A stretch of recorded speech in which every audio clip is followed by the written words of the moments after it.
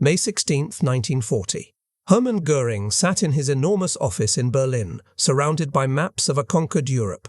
Outside his window, Nazi flags flapped in the wind. Inside, he was reading a speech that had just come across his desk. President Franklin Roosevelt had just told the American people something crazy, something impossible. America, Roosevelt said, would build 50,000 warplanes every single year. Göring read it again. Then he laughed. He laughed so hard his belly shook. He called his officers into the room and read it out loud to them. They laughed too. 50,000 planes, Göring said, shaking his head. The Americans are dreaming. He knew what America made. Refrigerators, washing machines, automobiles. But fighter planes, heavy bombers, modern weapons of war? No chance. Germany had been building warplanes for years. The Luftwaffe was the most powerful air force on the planet. They had destroyed the Polish Air Force in days. They had smashed the French. They had Britain on its knees. And now, Roosevelt thought America could just snap its fingers and build an air force out of thin air? Göring lit a cigar and leaned back in his chair. Let them try, he said. But what Hermann Göring didn't know, what he couldn't possibly imagine, was that America wasn't joking. They weren't exaggerating. They were about to do something no nation in history had ever done before. They were about to turn an entire country into one giant weapons factory. They were about to build so many planes that the sky itself would turn black with them. And Hermann Göring? He would live just long enough to see exactly how wrong he was. This is the story of how America didn't just meet Roosevelt's promise. They doubled it, then tripled it, then kept going. This is the story of the greatest industrial miracle in human history. Before we continue, if you love World War II history, hit that subscribe button right now. We bring you untold stories from the war every single week, stories that deserve to be remembered. Now, let's dive in. Let's go back a few weeks before Göring laughed. May 16, 1940. Washington, D.C. President Roosevelt stood before Congress and said something that shocked everyone in the room. "We need 50,000 aircraft," he said, "per year." The room went silent. Senators looked at each other. Generals shifted in their seats. Even Roosevelt's own advisors thought he'd lost his mind. 50,000 planes a year? America didn't even have 50,000 planes total, not even close. In 1940, the United States Army Air Corps had maybe 1,200 aircraft. Most of them were old, outdated. Some were biplanes left over from World War I. America ranked 19th in the world for air power. 19th. Behind countries like Romania and Poland. The Luftwaffe had thousands of modern fighters and bombers. Japan's air force controlled the skies over China. Britain was fighting for survival with every plane they had. And Roosevelt wanted 50,000 new planes every year? Reporters wrote it down, but they didn't believe it. Factory owners read the speech and shook their heads. Even American generals thought it was political talk.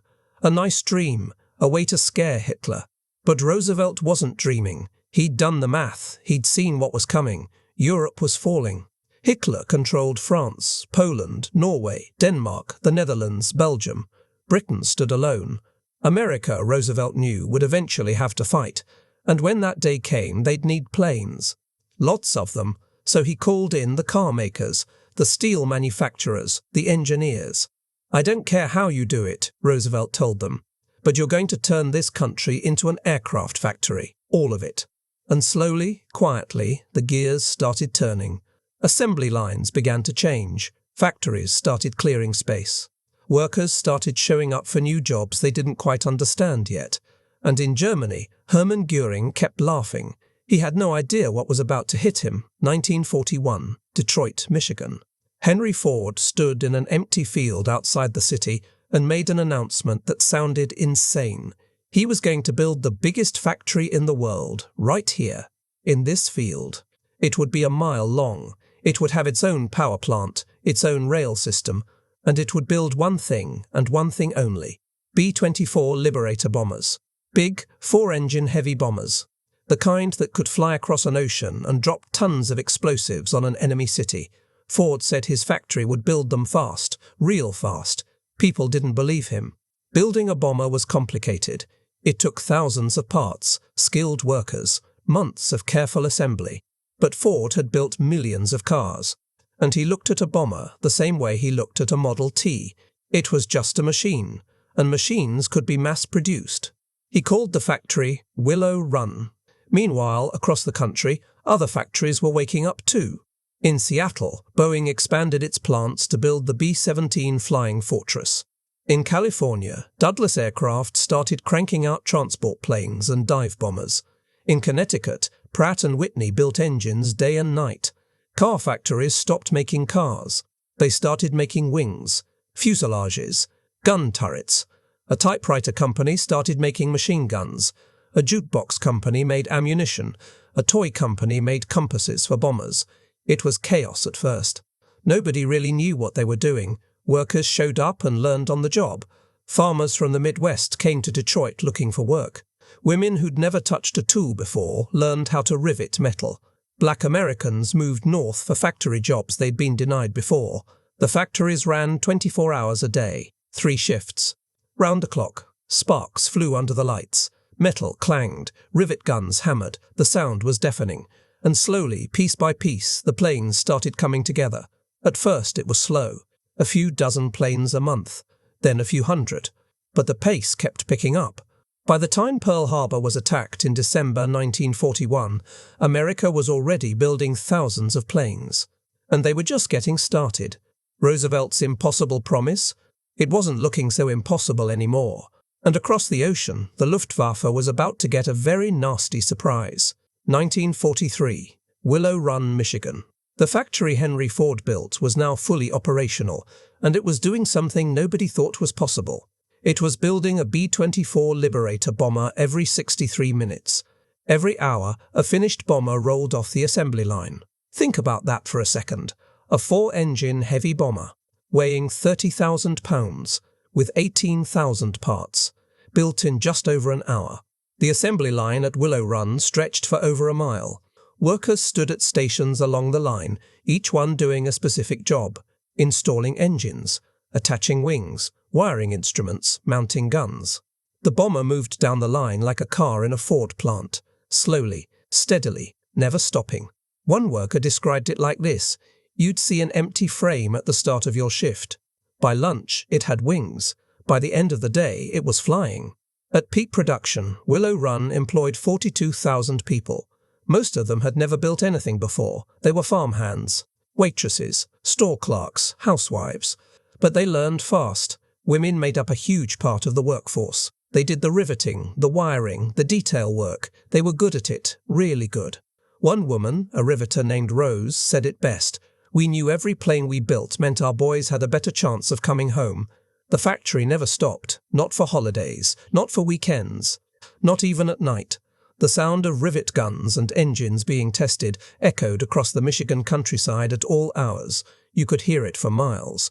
And the planes kept rolling out, one every hour, then faster. At its peak, Willow Run produced one bomber every 55 minutes. By the end of the war, Willow Run alone had built over 8,000 B-24 bombers. 8,000. And Willow Run was just one factory. Boeing was pumping out B-17s in Seattle. Douglas was building dive bombers in California. Lockheed was making P-38 fighters. Curtiss was building P-40 Warhawks. Every day, hundreds of planes rolled out of American factories. Hundreds. German spies sent reports back to Berlin. They included the production numbers. Göring read them. And for the first time, he stopped laughing. He called the reports lies, impossible exaggerations. But they weren't lies. America had turned itself into a machine that built machines, and the Luftwaffe was about to feel it. 1943, somewhere over Germany. A Luftwaffe pilot climbed into his Messerschmitt 109 fighter and took off to intercept American bombers. He was experienced, a veteran. He'd flown dozens of missions, shot down enemy planes, survived when many of his friends hadn't. But today, something was different. He looked up at the sky, and his heart sank. There were so many bombers he couldn't count them, hundreds of them, flying in tight formations, covered by swarms of escort fighters. He radioed back to base. "How many are there?" The response came back: "We don't know, too many to count." He attacked anyway. Shot down one bomber, maybe two. But for every plane he hit, 10 more kept coming, 20 more, 50 more. He landed, refueled, and took off again. More bombers. Always more bombers. By the end of the day, he was exhausted. His ammunition was gone. His fuel was nearly empty. And the bombers were still coming. This was happening all over Germany now. Luftwaffe pilots were reporting the same thing. Overwhelming numbers. Endless waves. One German pilot wrote in his diary, "We can shoot them down all day, but they just keep coming." Where are they all coming from? The answer was simple. America. By 1943, American factories were producing planes faster than Germany could shoot them down. Way faster. The Luftwaffe was good. Their pilots were skilled. Their planes, like the Focke-Wulf 190 and the Messerschmitt 109, were excellent aircraft, but they were outnumbered. Badly outnumbered. For every German fighter in the sky, there were 5 American planes, then 10, then 20. Germany tried to keep up. They built more factories, worked longer hours, built faster planes.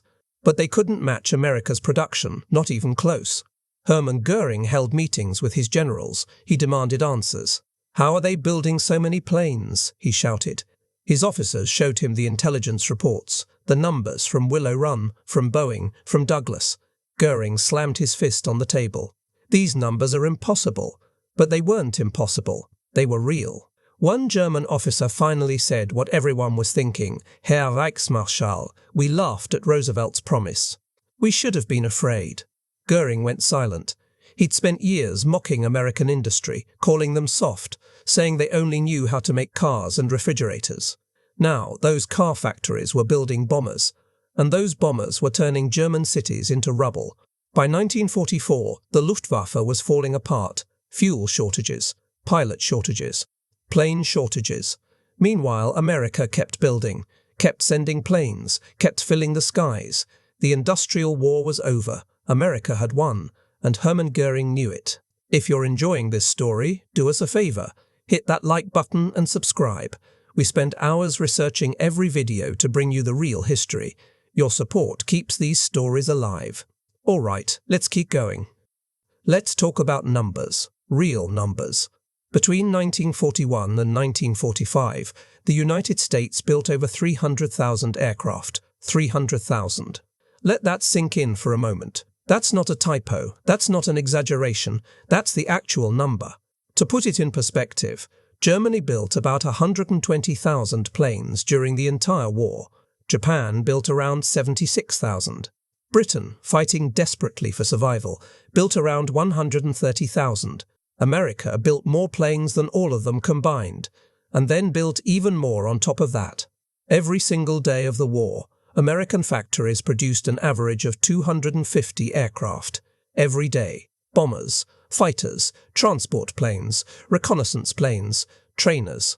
They built 16,000 B-24 Liberators, 12,000 B-17 Flying Fortresses, 18,000 B-25 Mitchell bombers. They built 15,000 P-51 Mustangs, the fighter that could escort bombers all the way to Berlin and back.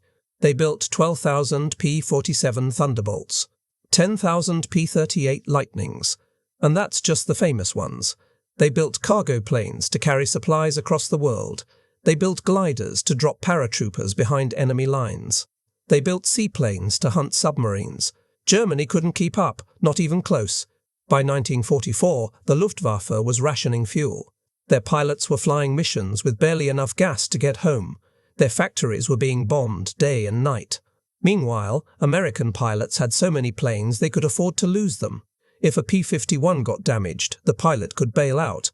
The army would just send another plane, and another, and another.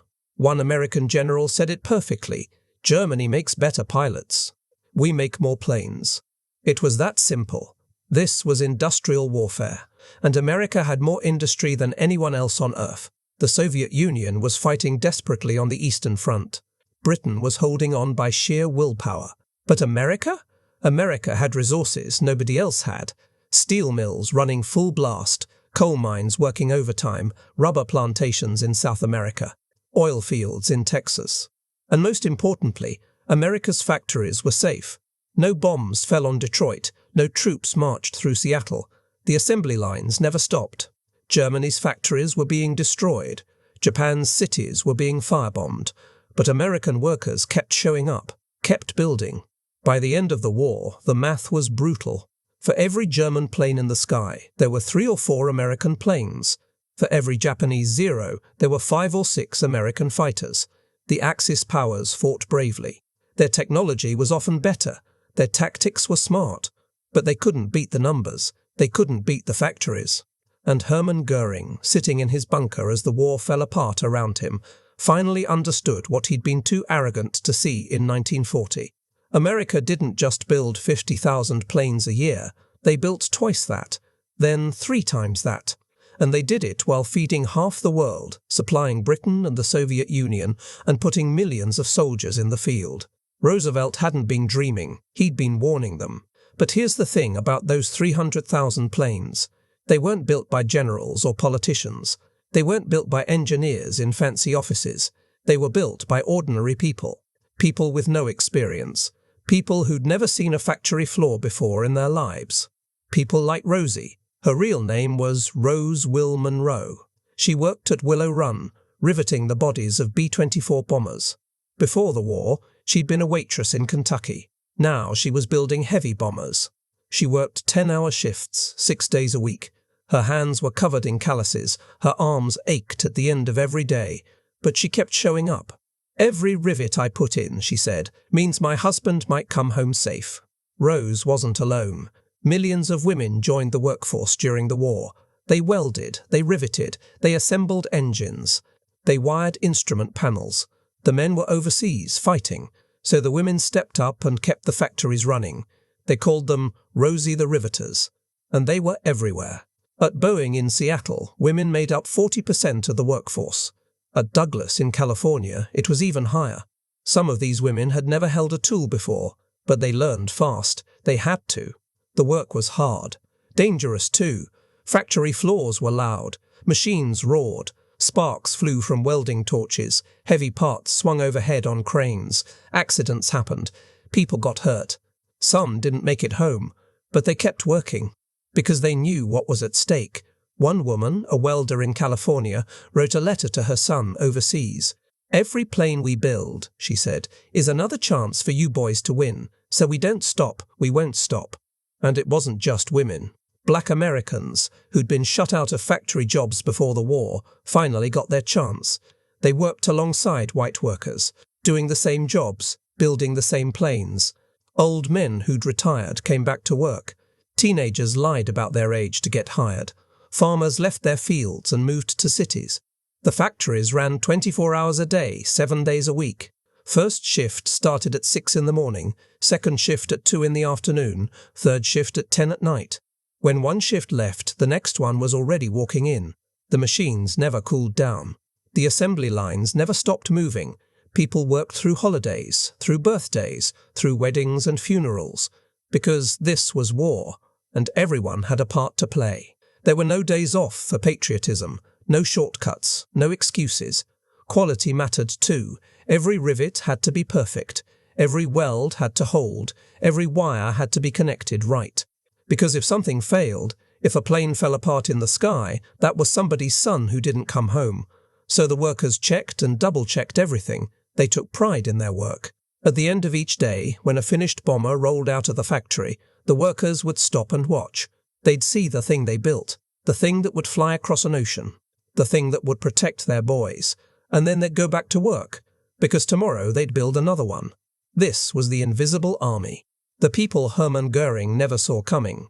They didn't wear uniforms, they didn't carry rifles, but they won the war just the same. 1944. The skies over Germany. If you were a German citizen looking up, you'd see something terrifying. Bombers everywhere. Not 10 or 20, not even 100, 1,000, sometimes more. They came in broad daylight, flying in formations so tight they looked like a single massive machine. The sound of their engines was like rolling thunder. It shook windows. It rattled teeth. And behind them, the sky itself seemed to disappear, replaced by smoke and fire. This was what American industrial power looked like from the ground. The raids had started small in 1942, a few dozen bombers here and there. The Luftwaffe shot most of them down, but by 1944, everything had changed. Now the Americans were sending raids with over 1,000 bombers at once, escorted by hundreds of fighters. P-51 Mustangs flew alongside the bombers all the way to the target and back. German fighters that tried to attack got swarmed. One Luftwaffe pilot described it like this: "You shoot down one, and 5 more appear. You run out of ammunition, and they're still coming." The bombing was relentless. Every day, sometimes twice a day, the bombers came. They hit factories, railways, oil refineries, airfields. German production collapsed. Factories that once built Messerschmitts and Focke-Wulfs were now piles of rubble. Oil refineries burned for days. Supply trains were blown off their tracks. The Luftwaffe tried everything to stop it. They built faster planes, jets even. The Messerschmitt 262 was the first operational jet fighter in the world. It was faster than anything the Allies had, but it didn't matter, because Germany didn't have enough fuel to fly them, didn't have enough pilots to fly them, didn't have enough factories left to build them. For every jet they put in the air, America sent 50 P-51s. Hermann Göring, once the proud commander of the Luftwaffe, was now a broken man. He'd gained weight, started taking drugs, stopped showing up to meetings. Hitler screamed at him, called him a coward, a failure. And Göring had no defense, because it was true. He'd promised Hitler the Luftwaffe would protect Germany, that no enemy bomber would ever reach Berlin. Now, Berlin was being bombed almost every night. In one meeting, Göring exploded at his officers. "Where are all these American planes coming from?" he shouted. "How do they have so many?" One brave officer finally answered, "Herr Reichsmarschall, they have more factories than us, more workers, more resources. They're simply bigger." Göring stared at him. Then he collapsed into his chair. He'd spent years believing Germany was superior, that German engineering, German discipline, German will would be enough. But it wasn't, because you can't outfight an assembly line. By the spring of 1945, the Luftwaffe barely existed anymore. Most of their experienced pilots were dead. Most of their planes were destroyed. Most of their fuel was gone. German cities were in ruins. The war was lost. And every day, the American bombers kept coming. Because back in Michigan and Seattle and California, the factories were still running, still building, still sending planes. The skies over Germany had darkened, not with clouds, but with the shadow of American industry. May 8, 1945. Germany surrendered. The war in Europe was over. The cities were destroyed. Millions were dead. And the Third Reich, which Hitler promised would last 1,000 years, had lasted 12. Hermann Göring was arrested by American troops. He was no longer the powerful Reichsmarschall, no longer the second most powerful man in Germany. He was just a prisoner, overweight, addicted to painkillers, wearing a uniform that didn't fit anymore. The Americans brought him to Nuremberg, the city where Hitler had held his massive rallies, where tens of thousands of Germans had cheered for the Nazi Party. Now it was in ruins, and Göring was on trial for war crimes. He sat in the courtroom, surrounded by prosecutors and judges. Cameras recorded everything. The whole world was watching. During the trial, the prosecutors brought up his 1940 quote, the one where he'd laughed at Roosevelt's promise of 50,000 planes. They showed him the numbers, the real numbers. 300,000 American aircraft built during the war, more than Germany, Japan, and Italy combined. Göring listened. His face didn't move. Then one of the interrogators asked him a simple question. "Herr Göring, when did you realize Germany would lose the war?" Göring was quiet for a long moment. Then he finally spoke. "When I saw the American bombers over Berlin," he said, "hundreds of them, every day, I realized then that we could never match American production." The interrogator pressed further. "And Roosevelt's promise of 50,000 planes? What do you think of it now?" Göring let out a bitter laugh. Not the confident laugh from 1940. This one was hollow, defeated. "I underestimated them," he said quietly. "We all did." He explained how German intelligence had reported American production numbers. He'd called them lies. Impossible. But they weren't lies. "I thought America was soft," Göring admitted. "I thought they only cared about comfort, about money. I didn't think they had the discipline to fight a real war." He paused. "I was wrong." Another officer asked him about German production. Why couldn't Germany keep up? Göring's answer was simple and brutal. "We didn't have the factories. We didn't have the resources. Our factories were being bombed. Our fuel was running out. And every time we built a plane, America built 10. He looked around the courtroom, at the prosecutors, at the cameras, at the ruins of Nuremberg outside the window. You can't fight a factory, he said. You just can't. It was the truest thing Hermann Göring ever said.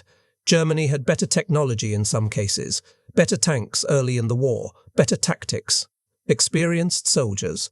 But America had something Germany didn't have, something no amount of courage or skill could overcome. Industry. Raw, unstoppable, overwhelming industrial power. The ability to turn an entire nation into a weapons factory, to build planes faster than the enemy could shoot them down, to replace losses overnight. Göring understood that now, too late. On October 15, 1946, Hermann Göring was found guilty of war crimes. He was sentenced to death by hanging. The night before his execution, he took a cyanide pill and killed himself. He never faced the hangman's noose, but he'd already faced something worse. He'd lived long enough to see everything he believed in proven wrong. He'd laughed at America, mocked their promise, called them weak. And then he watched as they buried his Luftwaffe under an avalanche of steel and wings. The man who'd once been the most powerful air commander in the world died knowing one simple truth. He'd bet against American industry, and he'd lost. So what's the lesson here? What do we take away from this story of Hermann Göring and his fatal mistake? It's not about planes, not really. It's about underestimating what free people can do when they're pushed. In 1940, America looked soft to the rest of the world. We had cars and refrigerators and movies and jazz music. We weren't warriors. We were shopkeepers and farmers and factory workers. Hermann Göring saw that and laughed. Hitler saw it and dismissed us. They thought democracies were weak, that free people were selfish, that we'd never sacrifice, never work together, never match the discipline of a totalitarian state. They were wrong. When the time came, millions of Americans did something no one expected. They walked away from their normal lives. They left farms and offices and homes, and they went to work, not with guns, not on a battlefield, in factories. They worked 12-hour shifts, 7 days a week, for years. Rosie the Riveter wasn't a propaganda poster, she was real. She was millions of women who'd never held a welding torch before, learning on the job and building bombers that won the war. She was the teenager who lied about his age to work the night shift. The black man finally given a chance to prove himself. The grandmother who came out of retirement to help. They didn't do it for glory. Most of them never got medals, never got parades. They did it because it needed to be done. And that's the real power of a free society. You don't have to force people to fight for something worth protecting. You just have to show them what's at stake. Germany and Japan had discipline. They had loyalty. They had courage. But they didn't have the one thing that really mattered. They didn't have a country full of people who chose to fight. America's workers weren't conscripted into factories. They volunteered, they showed up, they stayed. And they built 300,000 planes. Think about that number one last time, 300,000. That's not just a production record. That's not just impressive logistics. That's what happens when you wake up a sleeping giant. President Roosevelt didn't just promise 50,000 planes to scare Hitler. He promised it because he knew something about America that the dictators didn't understand. We can do impossible things when we decide to. We're not the strongest because we're tougher or smarter or braver than everyone else. We're the strongest because when it matters, we work together. Hermann Göring learned that lesson the hard way. He laughed in 1940. By 1945, he wasn't laughing anymore. He was sitting in a cell, staring at the wreckage of his country, realizing too late that he'd made the biggest mistake of his life. He'd bet against American workers, and they'd buried him. Not with bullets, with rivets.